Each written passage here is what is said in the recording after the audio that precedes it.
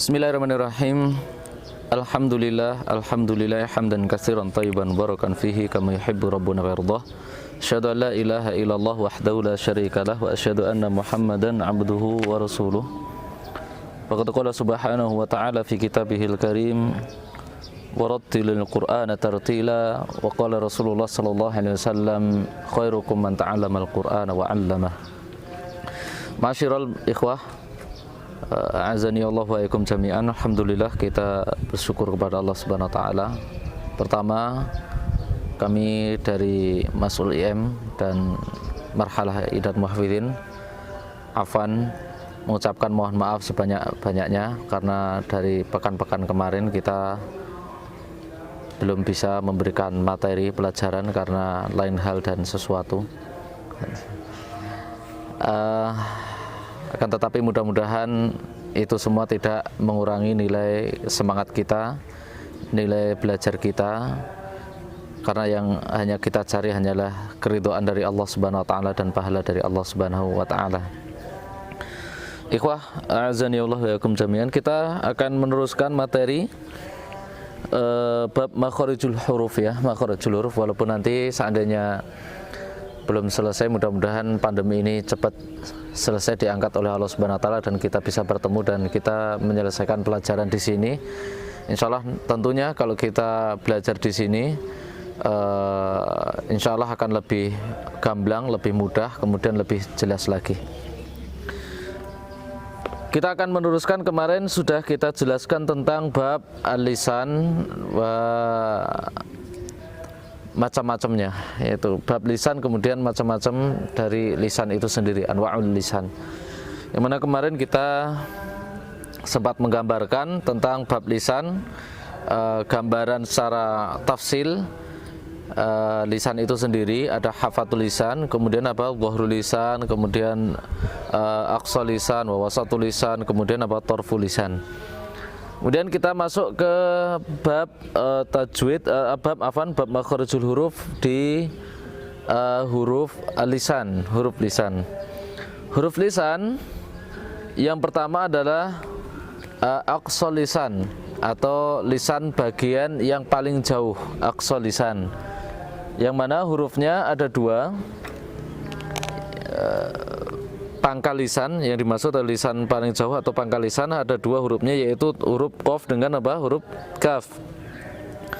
Huruf qaf atau huruf kaf di sini makharijnya dari aqsal lisan, yaitu lisan bagian paling ujung paling jauh atau aqsal lisan. Taib. Aqsal lisan hurufnya qaf dengan apa, kaf ya, yaitu aqsal lisan.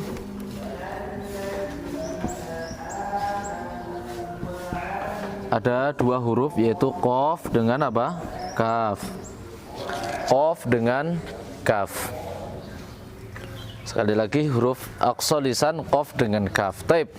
Pertemuannya di mana qaf dengan kaf ini? Pertemuannya adalah aqsal lisan ma'a al-hanak, yaitu aqsal lisan, yaitu aqsal lisan ini bertemu dengan apa? Al-hanak. Taib, antum semuanya diingat-ingat mustolah-mustolah seperti ini ya. Al-hanak. Al-hanak itu adalah artinya langit-langit. Taib, langit-langit. Langit-langit. Langit-langit yaitu tentunya langit-langit di mulut ya, langit-langit di mulut.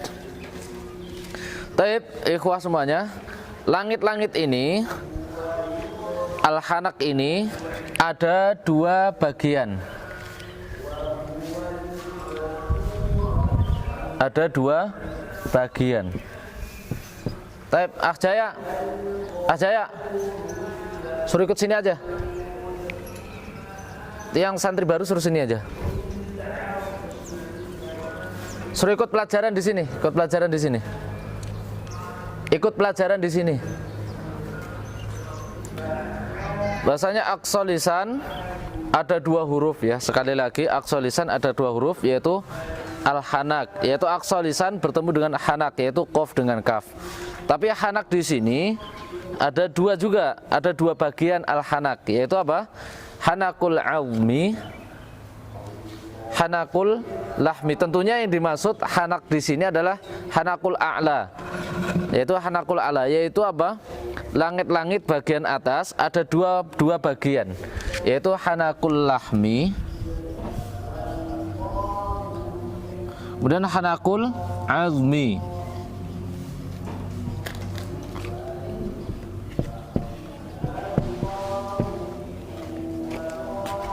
Baik. Apa yang dimaksud dengan hanakul lahmi? Apa yang dimaksud dengan hanakul azmi? Hanakul lahmi adalah hanak yang bagian lunak. Ya tentunya para ikhwah semuanya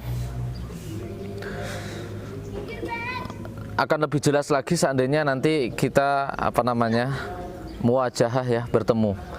Itu hanakul lahmi adalah langit-langit bagian lunak. Adapun hanakul azmi itu adalah langit-langit bagian keras, atau bisa dikatakan kalau ini langit-langit, ini mulut ya. Ini langit-langit bagian atas, ini depan. Kemudian ini langit-langit bagian tengah. Kemudian ini langit-langit bagian belakang. Nah, manakah yang dimaksud dengan hanakul lahmi, hanakul azmi? Hanakul lahmi adalah langit-langit bagian lunak, bagian belakang. Kemudian hanakul azmi adalah bagian kasar atau bagian tengah. Maka kalau kita gambar, mohon maaf ya, seperti ini. Nah, seandainya ini dikatakan mulut. Nah, di sini ada langit-langit bagian lunak. Langit-langit nggak apa-apa biarin. Langit-langit bagian apa? Lunak. Ini langit-langit bagian lunak, dan ini langit-langit bagian apa? Keras. Atau kalau di sini saya sebut ini adalah hanakul azmi. Azmi. Ini langit-langit bagian apa? Al-lahmi. Nah, qaf sama kaf nanti bertemunya di sini. Qaf sama kaf adalah aslul lisan. Aslul lisan adalah ini lidah, mohon maaf, lidah bertemu dengan hanakul lahmi sama hanakul azmi. Mana yang hanakul lahmi, mana hanakul azmi? Hanakul lahmi adalah huruf qaf, yang bertemu dengan hanakul azmi adalah huruf apa? Qaf. Ini hanakul lahmi. Adapun kaf, perhatikan baik-baik. Adapun kaf pertemuannya adalah dia pertemuan antara lahmi dan azmi, yaitu kaf dengan qaf. Nah, ini ada perbatasan. Inilah huruf kaf. Inilah huruf kaf. Yaitu apa? Di letak perbatasan hanakul lahmi dengan hanakul azmi. Makanya huruf kaf ketika pengucapan dia syiddah, sama mempunyai sifat syiddah dengan huruf qaf. Qaf sama kaf mempunyai sifat syiddah, sama-sama syiddah. Yaitu apa? Kuat, diucapkan secara kuat. Akan tetapi perbedaannya, kalau qaf dia tidak mengeluarkan desis, tidak mengeluarkan angin. Kaf mengeluarkan angin. Angin dihasilkan dari mana? Nah, di sini huruf angin adalah nanti ketika di pertengahan ini, pertengahan hanakul lahmi dan hanakul azmi. Qaf tidak mengeluarkan angin, tidak mengeluarkan desis. Jadi qo. Beda dengan kaf, ka, ki, ku, ak. Mengeluarkan desis, mengeluarkan angin, walaupun dalam kondisi fathah, kasroh ataupun dhammah. Qaf tidak mengeluarkan desis, mengeluarkan angin, baik fathah, kasroh atau dhammah atau sukun. Kalau kaf dia mengeluarkan apa? Mengeluarkan angin, fathah, kasroh, dhammah atau sukun. Nah, taib. Jadi jelas ya. Jadi inti dari makhorid qaf sama kaf jelas. Jadi qaf sama kaf yaitu dua pertemuan aqsal lisan, adalah aqsal lisan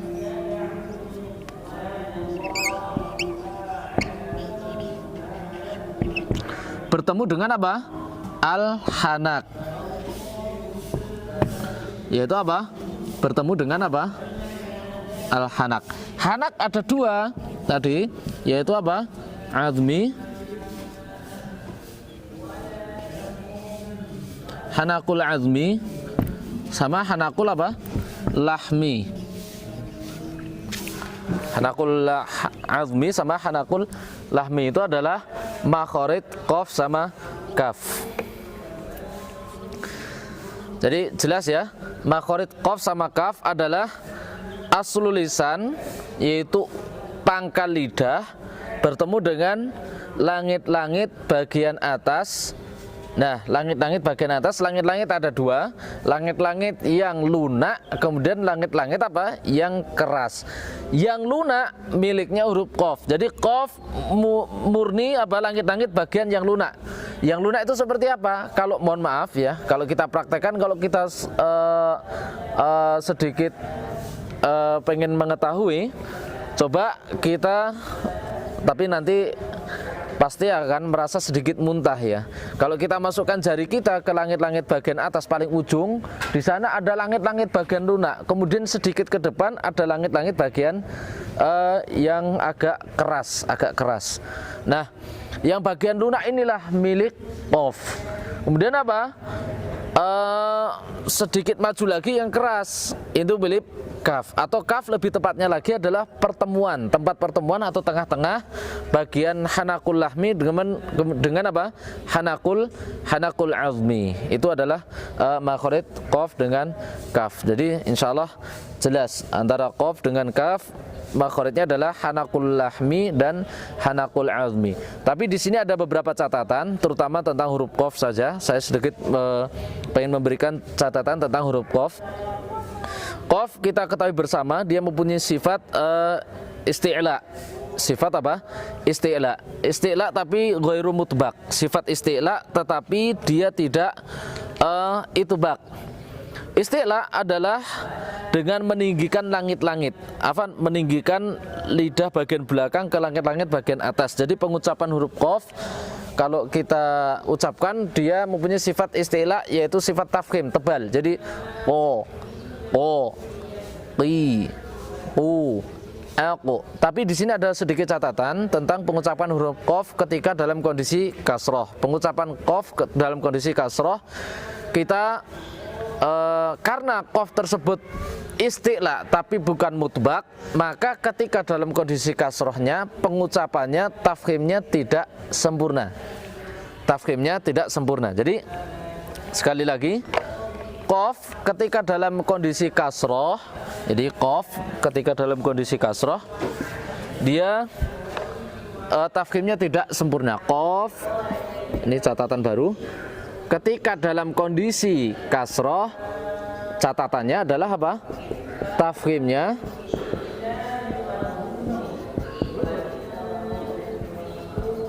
tidak sempurna. Maka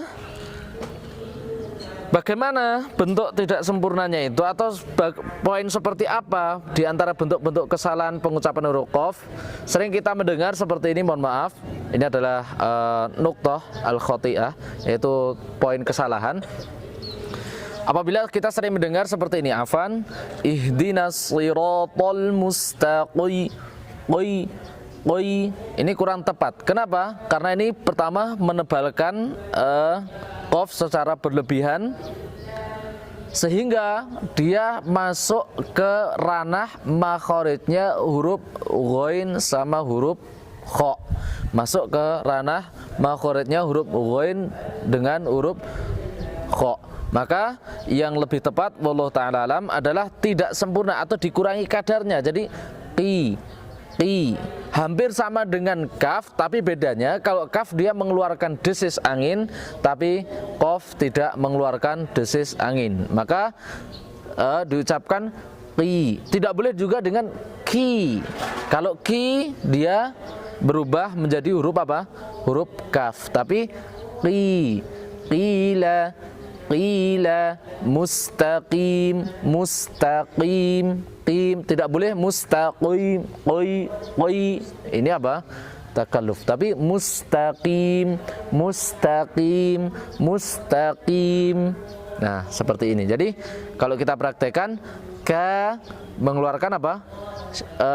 Sifatnya tadi apa? Syiddah, kuat. kemudian apa? Mengeluarkan angin kalau kaf. Jadi ka, ki, ku, ak, tak, tumun, kalimah, kullama, dan sebagainya. Itu kaf. Qaf dia tafkhim, tebal, tapi tidak boleh mengeluarkan angin.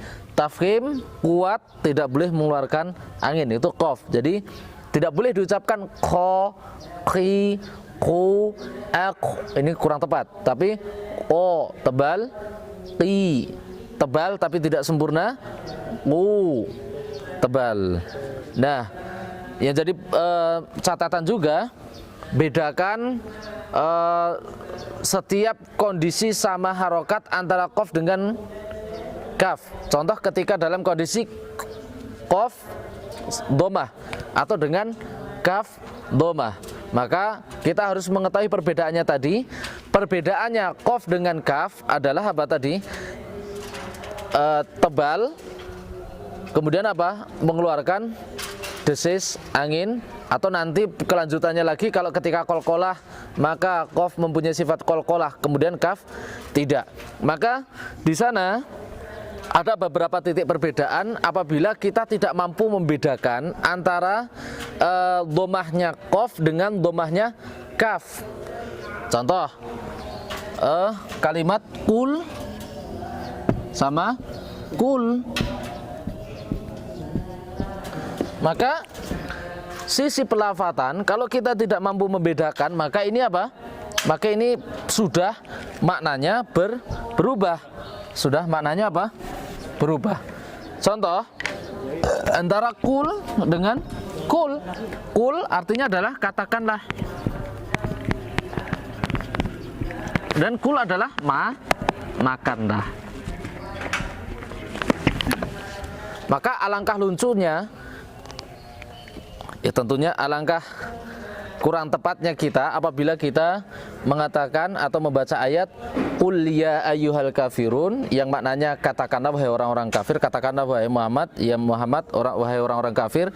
Kemudian kita baca dengan kul menggunakan kaf, artinya adalah makanlah wahai orang-orang kafir. Termasuk sama qul ya ayyuhalladzina hadu, kemudian apa?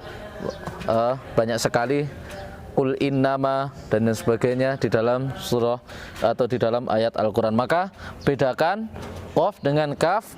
Pembedanya tadi, kalau kaf mengeluarkan desis angin, qaf tidak mengeluarkan desis angin. Qaf dia isti'la atau tebal, kemudian kaf dia tipis. Wallahu ta'ala alam. Ini penjelasan singkat tentang makhorid huruf qaf dengan huruf kaf, kemudian perbedaannya, kemudian tanbih kehati-hatiannya, harus mampu membedakan tentang perbedaan-perbedaan tadi. Nas'alullah ta'ala assalamah wal afiyah. Subhanakallahumma rabbana wa bihamdika asyhadu an la ilaha illa anta astaghfiruka wa atubu ilaik. Assalamualaikum warahmatullahi wabarakatuh.